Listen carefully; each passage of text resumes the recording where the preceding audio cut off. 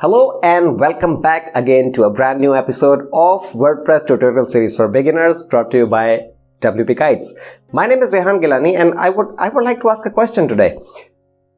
First impression is the last impression. Do you believe in that? क्या आप यकीन करते हैं? Well, that may or may not be true in every case. लेकिन when it comes to the home page of your WordPress or any website, it may be true. WordPress का जो या किसी भी वेबसाइट का जो होम पेज होता है वो फर्स्ट इंप्रेशन बनाता है आपके विजिटर्स की नज़र में।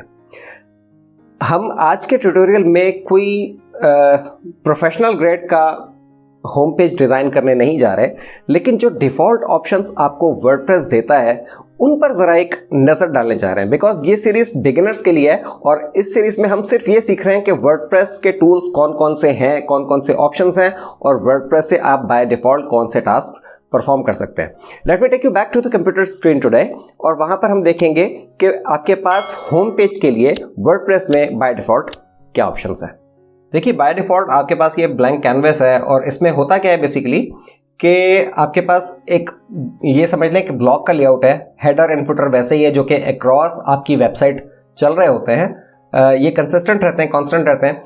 आपने एक फर्स्ट पोस्ट जब पब्लिश की तो वो ऑटोमेटिकली यहाँ पर पब्लिश हो गई और ये आपके फ्रंट पेज पर यानी ब्लॉग पेज पर विजिबल है और ये रिवर्स क्रोनोलॉजिकल ऑर्डर में चलती है कि आपने जब नेक्स्ट पोस्ट पब्लिश की तो जो प्रीवियस वाली है वो पीछे चली गई और इसी तरह नई पोस्ट आती रहती हैं और प्रीवियस पोस्ट जो है वो बिल्कुल नीचे जाती रहती हैं और ये ऑटोमेटिकली होता है। जैसे आप ब्लॉग पब्लिश करते हैं, कोई पोस्ट पब्लिश करते हैं तो उसके साथ ही जो प्रीवियसली पब्लिश्ड पोस्ट होती है वो नीचे की तरफ चली जाती है और जो लेटेस्ट पोस्ट होती है वो उसकी जगह ले लेती है और टॉप पोजीशन पर आ जाती है।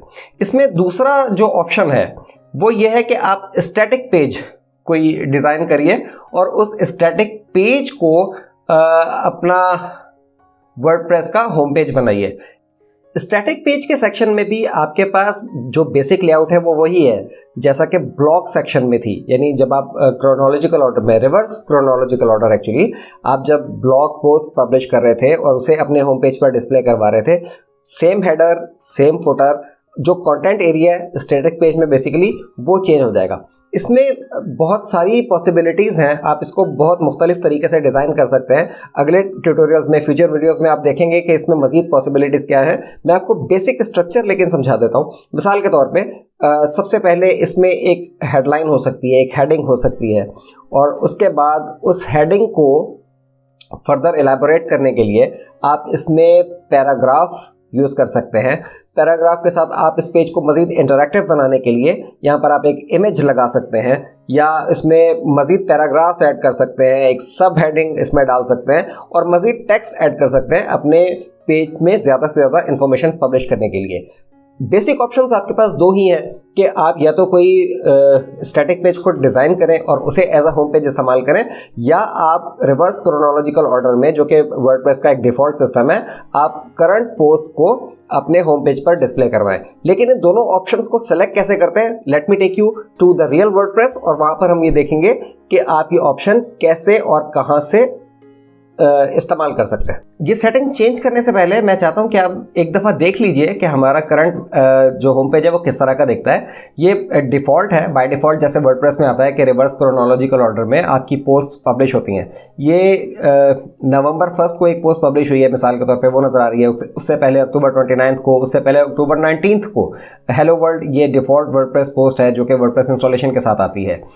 ये अगर आप चेंज करना चाहें, मतलब एक ऑप्शन तो ये है जैसे कि हमारा डिस्कस हुआ, दूसरा ये कि अगर आपने कोई स्टैटिक पेज डिज़ाइन किया है तो आप उसको यूज़ कर सकते हैं एज योर होम पेज। हम ऐसा करते हैं कि अपने वर्डप्रेस डैशबोर्ड में सेटिंग्स के ऑप्शन में रीडिंग सेक्शन पर आते हैं। आप यहाँ पर अगर ज़रा गौर करें तो आप देखेंगे कि योर लेटेस्ट पोस्ट जो है वो हमने सेलेक्ट किया हुआ है बाय डिफ़ॉल्ट और नीचे हमने ये डिफाइन किया है कि blog pages show at most 10 post. उसके बाद क्या होगा कि एक नया पेज क्रिएट हो जाएगा, नेक्स्ट का लिंक देगा आपको और प्रीवियस पोस्ट वहां जाना शुरू हो जाएंगी और आपके होम पेज पे बाय डिफॉल्ट 10 पोस्ट रहेंगी।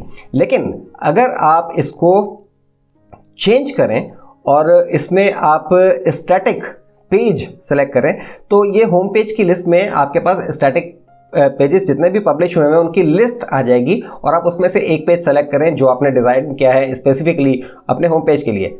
फिलहाल हमने कोई पेज डिज़ाइन नहीं किया, हम इस लिस्ट में से सैंपल पेज को चुन लेते हैं जो कि एक्चुअली एक डिफ़ॉल्ट पेज है, वर्डप्रेस की इंस्टॉलेशन के साथ ही आता है। यहाँ से नीचे जाके हम सेव चेंजेस पर क्लिक करेंगे और सेव चेंजेस पर क्लिक करने के बाद अब देखिए मैसेज दे रहा है कि सेटिंग्स सेव्ड। हम ऐसा करते हैं कि अपने होम पेज पर वापस जाते हैं और रिफ्रेश के बटन पर क्लिक करते हैं and let's see what happens. ये हमने रिफ्रेश के बटन पर क्लिक किया और ये देखें सैंपल पेज। अगेन हमने ये डिज़ाइन नहीं किया, ये सैंपल पेज एक एज द नेम सजेस्ट ये वर्डप्रेस के साथ बाय डिफ़ॉल्ट इंस्टॉल्ड होता है और फिलहाल हमने इसको एज सैंपल यूज़ किया है अपने होम पेज के तौर पर। I hope you got my point. आपने वर्डप्रेस के डिफ़ॉल्ट ऑप्शंस देखिए कि या तो आप अपनी ब्लॉग पोस्ट को रिवर्स क्रोनोलॉजिकल ऑर्डर में लगा सकते हैं अपने होम पेज पर बाय डिफ़ॉल्ट, या आप एक स्टैटिक पेज बिल्ड कर सकते हैं जिसे आप as your home page use कर सकते हैं।